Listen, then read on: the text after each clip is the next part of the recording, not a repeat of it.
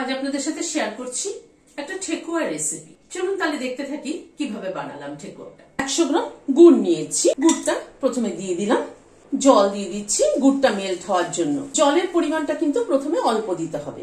গুড়টা কিন্তু মেল্ট হয়ে গেছে, গ্যাসের ফ্লেমটাকে বন্ধ করে দিলাম। এখানে কিন্তু কোনো শিরা করার প্রয়োজন নেই, জাস্ট গুড়টা মেল্ট হওয়ার জন্য যেটুকু জলের প্রয়োজন অল্প জল দিয়ে গুড়টাকে মেল্ট করে নিতে হবে। গুড়ের রসটা ঠান্ডা হওয়া অবধি অপেক্ষা করব। এখানে আটা নিচ্ছি, মেজারিং কাপের 1 কাপ, আরো 1 কাপ আটা নিলাম, টোটাল 240 গ্রাম মতো আটা। ডেসিকেটেড কোকোনাট নিচ্ছি এখানে 50 গ্রাম। এখানে বাদামের গুঁড়ো মানে চিনে বাদামটাকে রোস্ট করে নিয়ে গুঁড়ো করে নিয়েছি, সেটা নিলাম 50 গ্রাম। নুন নিলাম 1/4 চামচেরও কম। সবকিছুকে ভালোভাবে মিশিয়ে নিচ্ছি। মিশিয়ে নিলাম ভালো মতো। এখানে 50 গ্রাম ঘি মেল্ট করে নিয়েছি, ঘিটা অল্প অল্প করে দিচ্ছি, দিয়ে ভালো করে আটার গায়ে লাগিয়ে নেব। আপনারা চাইলে কিন্তু এটা হাফ আটা হাফ ময়দা দিয়েও করতে পারেন। এবং ঘিটাকে ভালো করে কিন্তু রাব করে আটার গায়ে লাগিয়ে নিতে হবে। ঘিটাকে ভালো করে আটার গায়ে লাগিয়ে নিলাম। একদম কিন্তু ময়মটা ভীষণ ভালো হতে হবে, মুঠ করে দেখতে হবে, একদম বলের মতো হয়ে যায় কি এইভাবে মুঠ করে দেখতে হবে।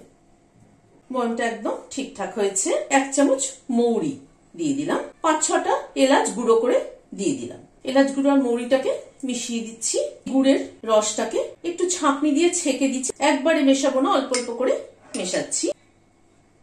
3 বারে অল্প অল্প করে আমি মেশালাম। এরপরে যদি জল লাগে আমি এমনি জল ব্যবহার করব। দেখে নি মেখে কিরকম হচ্ছে সেই বুঝে জল ব্যবহার করব। আর সামান্য পরিমাণ জল একটু লাগবে। গুড়ের বাটিটাকে ধুয়ে জল একটু দিয়ে দিচ্ছি। আর সামান্য পরিমাণ জল লাগবে, কিন্তু আমি বাটিতে চামচে করে অল্প অল্প দিচ্ছি।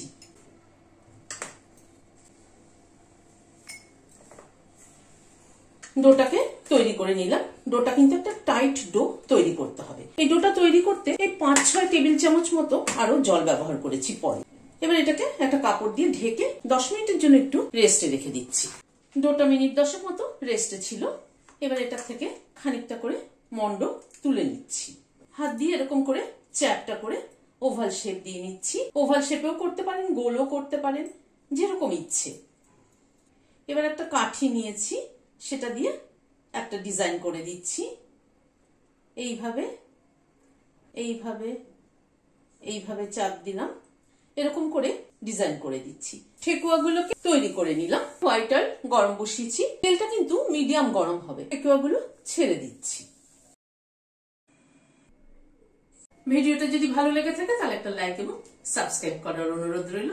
আজ তাহলে এখানে শেষ করছি। নমস্কার।